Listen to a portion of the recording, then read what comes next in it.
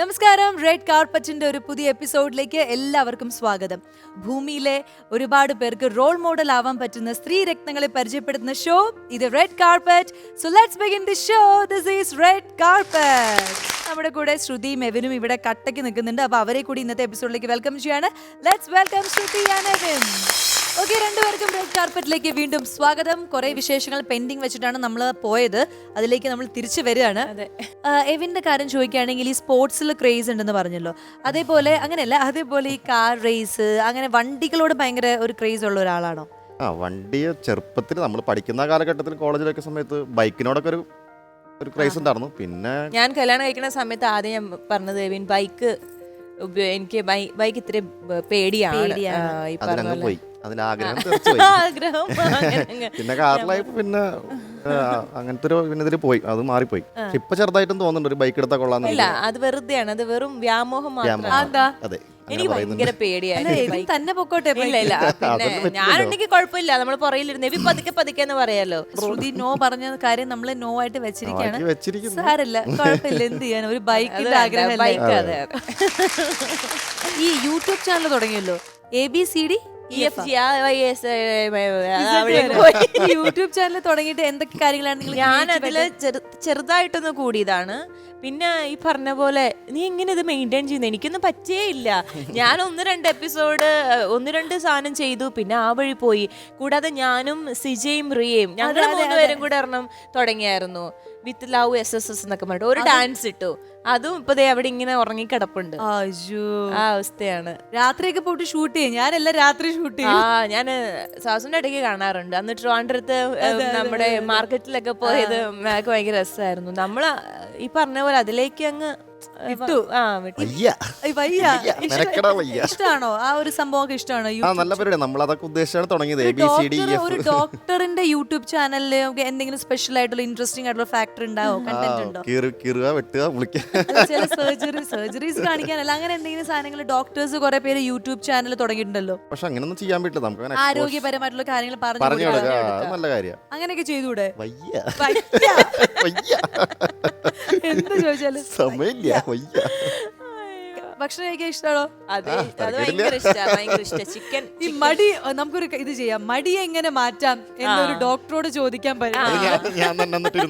അനങ്ങാതെ സോഫ ചാരി ഇരുന്നോണ്ട് double role ആയിട്ട് ചെയ്യണം. അതായത് രോഗിയും ഡോക്ടറുമായിട്ട് ചെയ്തിട്ട് ഡോക്ടർ മടി എങ്ങനെ മാറ്റാം.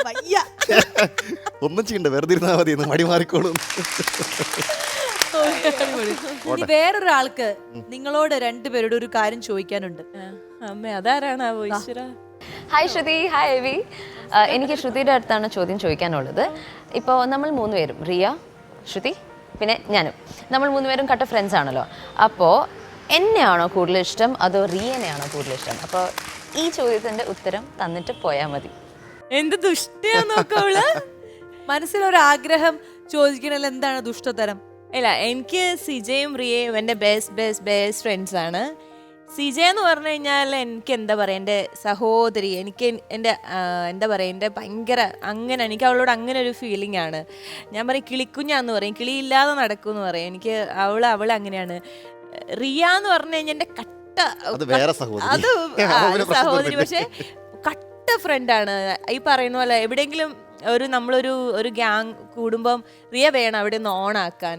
സോ എനിക്ക് രണ്ടുപേരും ഇഷ്ടം. അതിൽ ഒരു ഇത്തിരി പോലും അങ്ങോട്ടും ഇങ്ങോട്ടും വ്യത്യാസമില്ല. അതുകൊണ്ടാണ് നമ്മൾ 3 പേരും ഇങ്ങനെ സ്ട്രോങ് ആയിട്ട് നിൽക്കണത്. രണ്ടുപേരും ഇഷ്ടം. അങ്ങനെയൊന്നുമില്ല, എനിക്ക് എല്ലാവരും ഇഷ്ടമാണ്.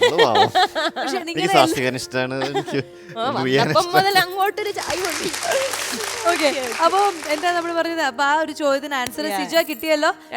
രണ്ടുപേരും ചങ്കിന്റെ ചങ്കാണ്. അതെ, അയ്യോ. ഓക്കെ, ഇനി നമുക്ക് നമ്മുടെ ഇന്നത്തെ നിങ്ങളുടെ മുന്നിൽ പെർഫോം ചെയ്യാൻ വരുന്ന പെർഫോമറെ വിളിക്കാനുള്ള സമയമാണ്. എന്ത് ടൈപ്പ് ഓഫ് പെർഫോമൻസ് ആണെന്ന് അറിയില്ല. കുട്ടി വന്നതിന് ശേഷം നമുക്ക് വിശദമായിട്ട് ഒന്ന് പഠിച്ചിട്ട് പെർഫോമൻസ് കാണാം. റെഡിയല്ലേ? റെഡി. യെസ്. അപ്പൊ നമ്മുടെ റെഡ് കാർപ്പറ്റിന്റെ വേദിയിലേക്ക് വളരെയധികം സ്നേഹത്തോടെ സ്വാഗതം ചെയ്യാം കടക്കൽ ഗോപിക.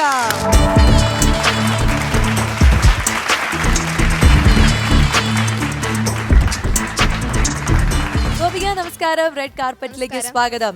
പറയൂ, എങ്ങനെയാണ് ഈ ഷാഡോ പ്ലെയർ ആണ് കേട്ടോ, അതിന്റെ കൂടെ മജീഷ്യൻ ആണ്. ആഹാ, ശരി. അപ്പൊ ഈ ഒരു മാജിക് എന്ന് പറയുന്നത് എല്ലാവർക്കും ചിലപ്പോൾ ഇൻട്രസ്റ്റ് തോന്നുന്ന ഒരു കാര്യമല്ല, അല്ലെങ്കിൽ എല്ലാവർക്കും ചെയ്യാൻ പറ്റുന്ന ഒരു കാര്യവുമല്ല. അപ്പോൾ വളരെ ചെറിയ പ്രായത്തിൽ തന്നെ ഒരു മാജിക് ഫീൽഡിലേക്ക് ഇറങ്ങി. അത് അച്ഛൻ മജീഷ്യൻ ആണല്ലേ? അച്ഛന്റെ പിന്തുണയോട് കൂടി ആയിരിക്കും. സോ എങ്ങനെയാണ് അതിനോടൊരു ഇൻട്രസ്റ്റ് വരാൻ കാരണം? മെയിൻ ആയിട്ട് അച്ഛൻ തന്നെയാണോ? അതെ, അച്ഛൻ മജീഷ്യനാണ്, മജീഷ്യൻ ഷാജു കടക്കൽ. അപ്പം അച്ഛൻ പണ്ടുപോലെ തന്നെ മാജിക് പെർഫോം ചെയ്യുന്നുണ്ട്. അപ്പം ഞാനൊരു 3 വയസ്സായിരിക്കുമ്പോഴാണ് ഞാൻ ഫസ്റ്റ് വേദിയിൽ അവതരിപ്പിക്കുന്നത് മാജിക്. 3 വയസ്സിൽ? 3 വയസ്സിൽ. പക്ഷെ പ്രാക്ടീസ് ഒന്നും ഇല്ല. അച്ഛൻ അവതരിപ്പിച്ചോണ്ടിരിക്കുമ്പോ ഞാൻ കയറി ചെല്ലുന്നു. അച്ഛൻ അവിടെ മെഴുകുതിരി കത്തിച്ചു വെച്ചിട്ടുണ്ടായിരുന്നു. അപ്പൊ അതെടുത്ത് ഒരു പൂവാക്കി. അങ്ങനെയാണ് എന്റെ ഫസ്റ്റ് മാജിക്. നമുക്ക് വേണ്ടി എന്തെങ്കിലും ഒരു മാജിക് പെട്ടെന്ന് കാണിക്കാൻ പറ്റുന്ന കയ്യിൽ വല്ലതും ഉണ്ടോ? പൊടിക്കൈകൾ ഉണ്ടോ? ഞങ്ങൾ മാജിക് വിത്ത് മിഷൻ എന്ന ഇന്ദ്രജാല പരമ്പരയുടെ ഭാഗമായിട്ട് വേദികളിലൊക്കെ ഒരു ബോധവൽക്കരണ ഇന്ദ്രജാലം അവതരിപ്പിച്ചു വരുന്നുണ്ട്. അപ്പൊ ഇവിടെ ഒരു ബോധവൽക്കരണ മാജിക്. ബോധമില്ലാത്ത ആൾക്കാരാണ് നമ്മളെ കണ്ടുപിടിക്കുന്നത്. ശരി, ഓക്കെ. ഒരു റോഡ് സേഫ്റ്റി ഇന്ദ്രജാലമാണേ. Road safety. എന്റെ കയ്യിൽ ഒരു റെഡ് കാർഡ് ഉണ്ട്. ഇത് റോഡിനെ പ്രതിനിധാനം ചെയ്യുന്നു.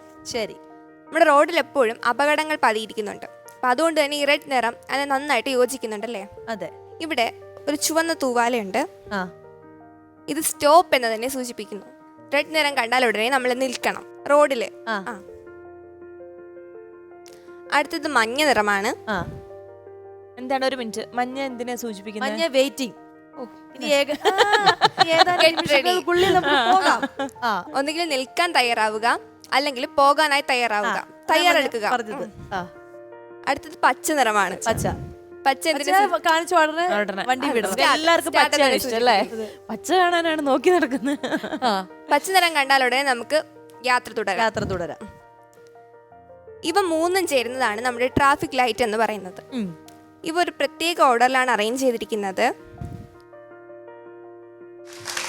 മുകളിൽ ചുവപ്പ്, നടുക്ക് മഞ്ഞ, ഏറ്റവും അടിയിലായി പച്ച. ഇത്തരത്തിലുള്ള ട്രാഫിക് നിയമങ്ങൾ കൃത്യമായി പാലിച്ചുകൊണ്ട് നാം സുരക്ഷിതമായി മുന്നേറിയാൽ നമ്മുടെ ജീവിതം ഇതുപോലെ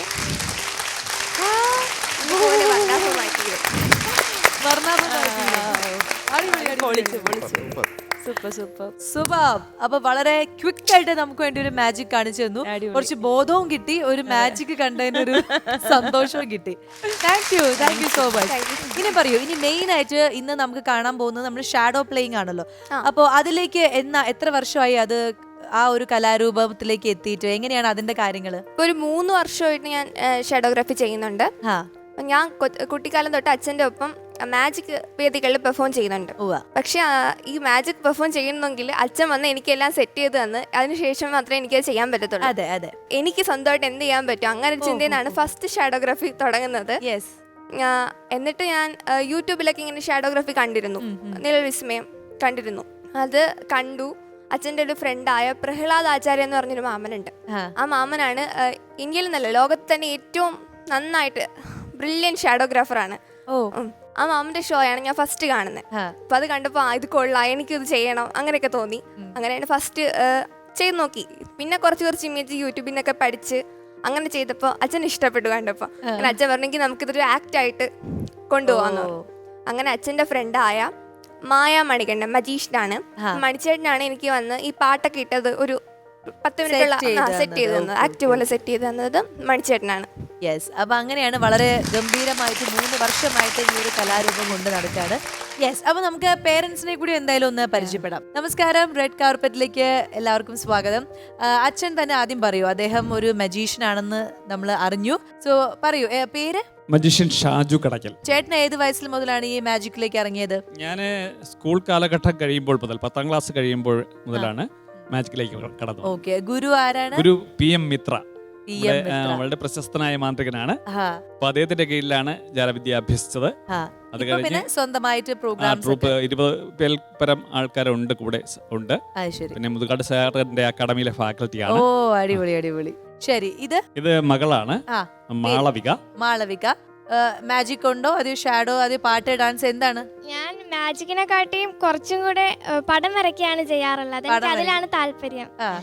പിന്നെ ബലൂൺ ആർട്ട് ചെയ്യും. ബലൂൺ ആർട്ട് ചേച്ചിയും ചെയ്യാറുണ്ട്, ഞാനും ചെയ്യും. ഇനി അമ്മയെ പരിചയപ്പെടാം. അമ്മയുടെ പേര്? അനിത. ടീച്ചറാണ്. ഏത് സബ്ജക്റ്റാ? സയൻസ്. ഓക്കെ. പക്ഷെ എന്തായാലും സന്തോഷം നിങ്ങളെല്ലാവരും പരിചയപ്പെടാൻ സാധിച്ചതിൽ. ആൻഡ് ഗോപിക, നമുക്ക് ആ പെർഫോമൻസിലേക്ക് കടക്കാം. നിങ്ങൾക്ക് ഇനി എന്തെങ്കിലും ചോദിക്കാനുണ്ടോ? ഇല്ല, നല്ല സ്മാർട്ടാണ് സംസാരം, ഇങ്ങനെ കേട്ടോണ്ടിരിക്കാൻ തോന്നുന്നു. എന്നാലും നമുക്ക്